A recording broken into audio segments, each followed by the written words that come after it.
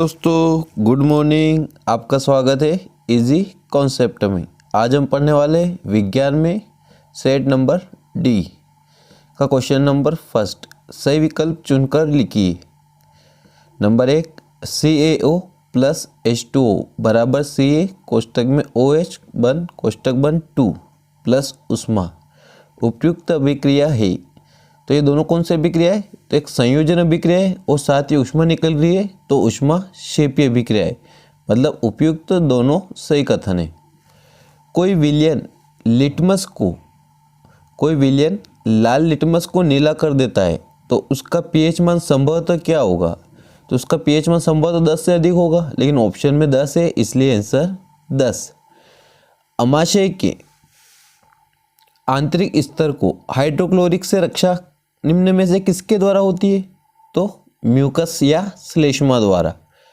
द्रव अवस्था में पाई जाने वाली धातु पारा या मरकरी, और द्रव अवस्था में पाई जाने वाली अधातु कौन सी है? तो ब्रोमीन। मास्टर ग्रंथि का अन्य नाम क्या है? तो मास्टर ग्रंथि का अन्य नाम पीयूष ग्रंथि है। और विद्युत धारा का मापक यंत्र है तो अमीटर। यौन जनित रोग नहीं है, तो हेपेटाइटिस यौन जनित रोग नहीं है। कौन सा पदार्थ लेंस बनाने में उपयुक्त नहीं किया जाता है? तो मिट्टी। प्रश्न नंबर 2, सही जोड़ी बनाइए। ऊष्मा द्वारा अपघटन क्या कहलाता है? तो ऊष्मा द्वारा अपघटन ऊष्मीय अपघटन कहलाता है। बोझा हुआ चूना का सूत्र तो Ca कोष्टक में OH कोष्टक बन 2। पीतरस कहाँ से निकलता है? तो यकृत या लीवर से। कार्बन का अप्रूप कौन सा है? तो हीरा। श्रवेंद्रिय कौन सी है? तो कान। और प्रतिरोधकता का मात्रक है ओम मीटर, और केवल प्रतिरोध पूछे तो उसका मात्रक ओम। हाइड्रा में प्रजनन होता है तो मुकुलन द्वारा। पश्य दृश्य दर्पण कौन सा है? तो उत्तल दर्पण। प्रश्न क्रमांक 3, रिक्त स्थानों की पूर्ति कीजिए। अधातुएं प्राय विद्युत की रिक्त स्थान होती है तो कुचालक। कौन सी क्रियाएं मेडुला द्वारा नियंत्रित होती है? तो अनैच्छिक क्रियाएं। शुद्ध जल विद्युत का रिक्त स्थान होता है तो कुचालक। मनुष्य में रिक्त स्थान जनन होता है तो लैंगिक।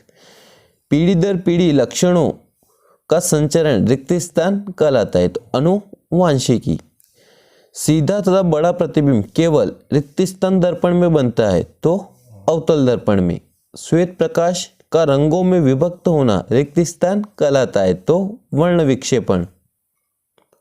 एक शब्द या एक वाक्य में उत्तर दीजिए का प्रश्न क्रमांक 1, विद्युत घंटी में किस प्रकार की चुंबक का प्रयोग किया जाता है? तो अस्थायी विद्युत चुंबक का। प्रश्न क्रमांक 2, चुंबकीय क्षेत्र उत्पन्न करने वाले दो स्रोतों के नाम लिखिए। तो एक धारावाही चालक और एक क्षण चुंबक। नेत्र लेंस की फोकस दूरी को कौन समंजित करता है? तो पक्षमाभी कोशिकाएं। मनुष्य में शुक्राणु जनन क्रिया कहाँ होती है? तो वृषण में। लिंग निर्धारण करने वाले गुणसूत्र को क्या कहते हैं? तो लिंग गुणसूत्र। लेंस का सूत्र लिखिए। तो 1/f बराबर 1/v माइनस 1/u। अपघटक मृत जीवों को किस प्रकार के पदार्थों में अपघटित करते हैं? तो सरल अकार्बनिक पदार्थ में। प्रश्न क्रमांक 5, लेंस की क्षमता से आप क्या समझते हो? इसका मात्रक लिखिए। तो किसी लेंस द्वारा प्रकाश की किरणों का अभिसरण और अपसरण करने की क्षमता लेंस की क्षमता कहलाती है। इसका मात्रक बायोप्टर होता है, और लेंस की क्षमता बराबर 1/f। अगला क्वेश्चन अथवा का, उस लेंस की फोकस दूरी ज्ञात कीजिए जिसकी क्षमता 2 डायोप्टर है।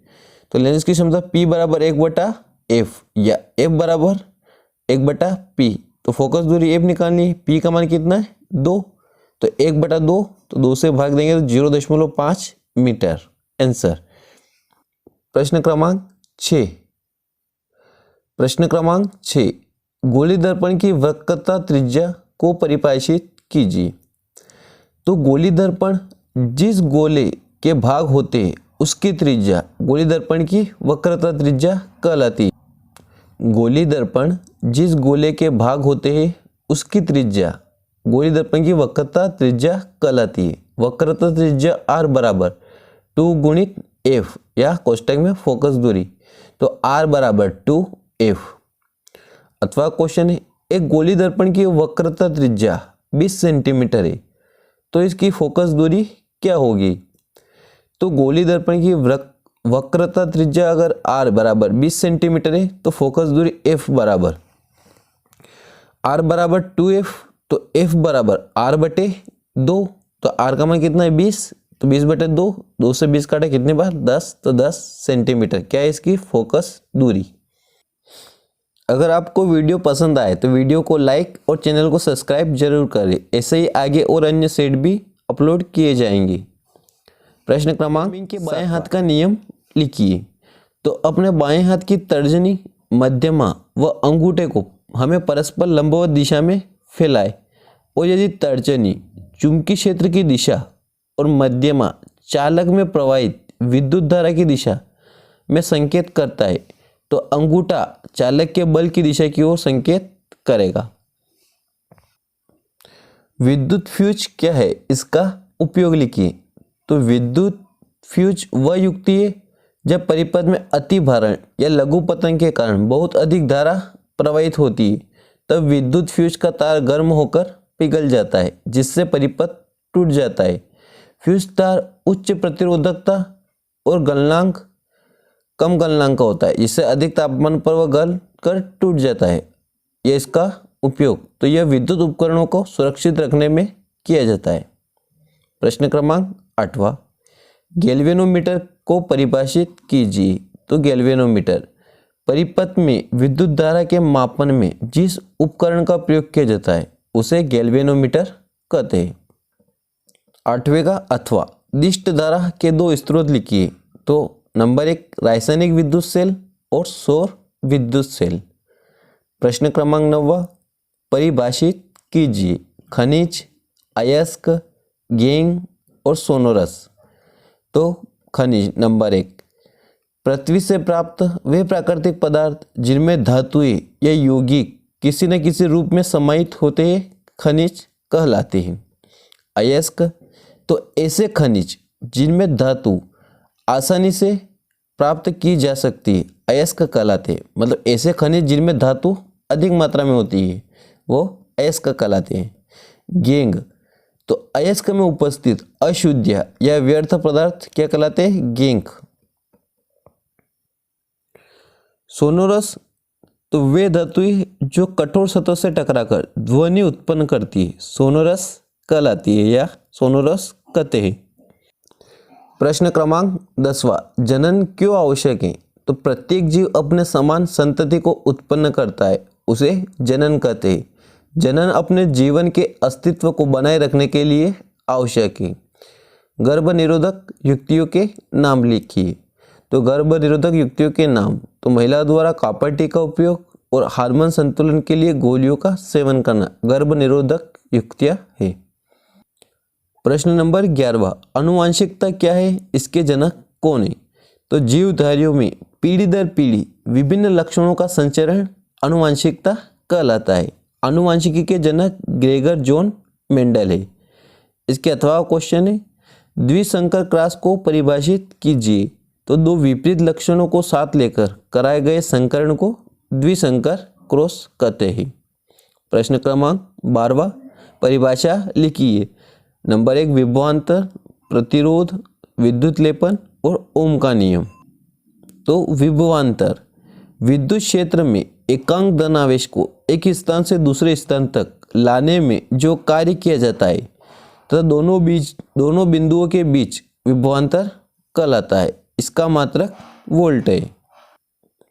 प्रतिरोध, तो चालक की परमाणु संरचना के कारण इलेक्ट्रॉन प्रवाह में उत्पन्न अवरोध को चालक का प्रतिरोध कहते हैं। विद्युत लेपन, तो विद्युत के द्वारा किसी धातु पर अन्य धातु की परत चढ़ाना विद्युत लेपन कहलाता है। उदाहरण के लिए गैल्वेनाइजेशन।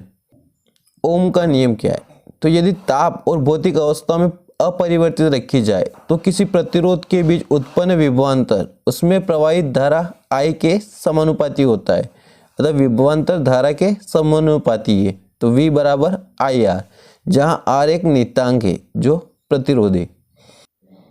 प्रश्न क्रमांक 13, ग्लोबल वार्मिंग क्या है, इसके कारण लिखिए। तो ग्रीन हाउस गैसों के कारण पृथ्वी के औसत तापमान में वृद्धि क्या कहलाती है, ग्लोबल वार्मिंग। इसके प्रमुख कारण निम्न है, वृक्षों का लगातार कटना और ग्रीन हाउस गैसें CFC, CO2, मीथेन आदि का लगातार बढ़ना, ये ग्लोबल वार्मिंग के प्रमुख कारण हैं। खाद्य जाल किसे कहते हैं, जब बहुत सारी खाद्य श्रृंखला मिलकर एक कठिन जाल का निर्माण करती है तो उसे खाद्य जाल कहते हैं। 14, किसी पदार्थ X के विलयन का उपयोग सफेदी करने में होता है, इसका नाम एवं सूत्र लिखिए। तो पदार्थ X का नाम है कैल्शियम ऑक्साइड और इसका सूत्र है CaO। इसके अथवा का प्रश्न है, रेडॉक्स अभिक्रिया क्या है, उदाहरण सहित समझाइए। तो वह अभिक्रिया जिसमें पदार्थ का अपचयन और उपचयन दोनों होता है रेडॉक्स अभिक्रिया कहलाती है। Fe2O3 प्लस 3CO एरो का निशान 2Fe प्लस 3CO2 रेडॉक्स अभिक्रिया के उदाहरण है। ऊष्माक्षेपी अभिक्रिया को उदाहरण सहित लिखिए। तो वह अभिक्रिया जिसमें ऊष्मा बाहर निकलती हो क्या कहलाती है, ऊष्माक्षेपी अभिक्रिया कहलाती है। उदाहरण के लिए ग्लूकोज का विघटन पर ऊष्मा निकलती है, ग्लूकोज का सूत्र है C6H12। ऊष्माशोषी अभिक्रिया को उदाहरण सहित समझाइए। तो वे अभिक्रिया जिसमें ऊष्मा का अवशोषण होता है, ऊष्माक्षेपी में ऊष्मा बाहर निकल रही थी, इसमें ऊष्मा का अवशोषण होता है, ऊष्माशोषी अभिक्रिया कहलाती है। जैसे बर्फ प्लस ऊष्मा बराबर जल, बर्फ ऊष्मा लेकर क्या बनाता है, जल, तो ये ऊष्मा क्या करता है, अवशोषण करता है। प्रश्न क्रमांक 16, निम्न यौगिकों की संरचना चित्रित कीजिए। Number 1 butanone, hexanal, ethanoic crystal, bromopentane. तो ब्यूटेनॉन की संरचना सूत्र, हेक्सेनल की संरचना सूत्र और एथेनोइक अम्ल की संरचना सूत्र और ब्रोमोपेंटेन का संरचना सूत्र। प्रश्न क्रमांक 17, निम्न अभिक्रिया को संतुलित कीजिए एवं प्रकार लिखिए। तो ये सारे समीकरण दे रहे कि इसमें कौन सी अभिक्रिया हो रही तथा ये आपस में संतुलित करना है। तो पहली अभिक्रिया Mg प्लस Cl2 एरो का निशान MgCl2। तो पहली अभिक्रिया समीकरण 2 HgOS एरो का निशान ऊष्मा Hg प्लस O2। तो यहाँ पर यह समीकरण असंतुलित है क्योंकि उस साइड एक ऑक्सीजन का अणु है जबकि राइट साइड 2 ऑक्सीजन के अणु है, तो इसको संतुलित करेंगे। तो लेफ्ट साइड में 2HgO प्लस ऊष्मा देंगे तो 2Hg प्लस O2, तो इसमें संतुलित समीकरण बन गई। अब यह कौन सी अभिक्रिया हो रही, तो ऊष्मा द्वारा अभिक्रिया हो रही, तो ऊष्मा अपघटन अभिक्रिया, क्योंकि इसके 2 भागों में विभाजन हो रहा है, मतलब अपघटन हो रहा है, इसलिए ऊष्मी अपघटन अभिक्रिया है। तीसरी Na प्लस S पिघल रही है, Na2 प्लस A, ये भी क्या एक असंतुलित समीकरण है। क्यों, क्योंकि इस लेफ्ट साइड एक Na और राइट साइड 2 Na, तो इसको संतुलित करेंगे तो 2Na plus S, 2Na plus S, तो Na2 और S, तो ये कौन सी अभिक्रिया हो रही है, संयोजन, क्योंकि 2 अणु आपस में मिलकर एक अणु बना रहे। इसका अथवा का question TiCl4 plus Mg arrow का निशान Ti प्लस MgCl2। देखते हैं समीकरण कैसी हो रही, संतुलित है कि असंतुलित है। तो इधर क्लोरीन के 4 अणु है और इधर क्लोरीन के 2 अणु है, तो क्लोरीन के इस साइड भी 4 अणु मतलब संतुलित करनी पड़ेगी। तो पहले TiCl4 प्लस 2Mg, तो Ti 2MgCl2, तो ये कौन सा अभिक्रिया, विस्थापन अभिक्रिया, क्योंकि Ti से ClO4 क्या हो गया, निकल कर कहां जुड़ गया, MgCl में। प्रश्न क्रमांक दूसरा CaOS प्लस CiO2 एरो का निशान CaSiO3, तो ये कौन सी अभिक्रिया, संतुलित है, लेकिन कौन सी अभिक्रिया है, तो संयोजन हो रही, क्योंकि Ca आके CSiO3 में आके जुड़ जाता है, मतलब संयोजन हो रहा है यहाँ पर। और तीसरा H2O2 एरो का निशान H2O प्लस O2O, तो यहाँ पर ऑक्सीजन के 3 अणु बन रहे हैं, तो ये भी क्या है, असंतुलित अभिक्रिया है, तो इसको संतुलित करना पड़ेगी। तो 2H2O2 और किरण या उष्मा द्वारा, तो 2H2O + O2, तो ये एक अपघटन की अभिक्रिया है क्योंकि इसमें 2 टुकड़े अलग हो रहे हैं। प्रतिवर्ती क्रिया विधि समझाइए। प्रश्न क्रमांक 18वें का उत्तर। प्रतिवर्ती क्रिया में मेरुरज्जु भाग लेता है। इसमें मस्तिष्क का कोई कार्य नहीं होता है। मनुष्य की इच्छा के बिना ये क्रिया बाह्य उद्दीपन के फलस्वरूप होती है। जैसे जब हम किसी गर्म वस्तु को स्पर्श करते हैं तो एकाएक अपना हाथ पीछे हटा लेते हैं। यह अभिक्रिया संवेदी अंगों द्वारा मेरुरज्जु तक पहुंचाई जाती है। इसका अथवा क्वेश्चन है, तंत्रिका तंत्र का नामांकित चित्र बनाइए। प्रश्न क्रमांक 19वां। दृष्टिदोष क्या है, इसके प्रकार लिखिए। तो दृष्टिदोष, जब कोई व्यक्ति पास की या दूर रखी वस्तु को स्पष्ट रूप से नहीं देख सकता है तो उसे दृष्टिदोष है। यह 2 प्रकार के होते हैं, निकट दृष्टिदोष, दूर दृष्टिदोष। निकट दृष्टिदोष, इसमें पास की रखी वस्तु दिखती है लेकिन दूर की वस्तु नहीं दिखती है, निकट दृष्टिदोष कहलाता है। दूर दृष्टिदोष, इसमें दूर की वस्तु को स्पष्ट देख सकते हैं किंतु पास की वस्तु को नहीं, दूर दृष्टिदोष कहलाता है। इसके अथवा क्वेश्चन है, प्रिज्म से प्रकाश के अपवर्तनांक का नामांकित चित्र बनाइए। प्रश्न क्रमांक 20। आक्षी और अनाक्षी शोषण में 4 अंतर लिखिए। तो आक्षी और अनाक्षी शोषण में अंतर, एक साइड आक्षी शोषण, एक साइड अनाक्षी शोषण। तो आक्षी शोषण जिसमें ऑक्सीजन की उपस्थिति होती है आक्षी शोषण कहलाता है, और यह ऑक्सीजन की अनुपस्थिति में होता है इसलिए अनाक्षी शोषण कहलाता है। यह क्रिया कोशिका द्रव्य और माइटोकॉन्ड्रिया में पूर्ण होती है। यह केवल कोशिका द्रव्य में पूर्ण होती है। आक्षी शोषण में CO2 और H2O उत्पन्न होते हैं, जबकि अनाक्षी शोषण में एल्कोहल का निर्माण होता है। इस प्रक्रिया में ग्लूकोज का पूर्ण ऑक्सीकरण होता है, इस प्रक्रिया में ग्लूकोज का अपूर्ण ऑक्सीकरण होता है। अथवा का क्वेश्चन, धमनी और शिरा में अंतर लिखिए। तो एक साइड धमनी, एक साइड शिरा। धमनी में ऑक्सीजन O2 युक्त रक्त बहता है, जबकि शिरा में CO2 कार्बन डाइऑक्साइड युक्त रक्त बहता है। धमनी में कपाट नहीं पाए जाते, इसमें कपाट पाए जाते हैं। धमनी ये हृदय से रक्त को शरीर में ले जाता है, शिरा ये शरीर से रक्त को हृदय में ले जाता है।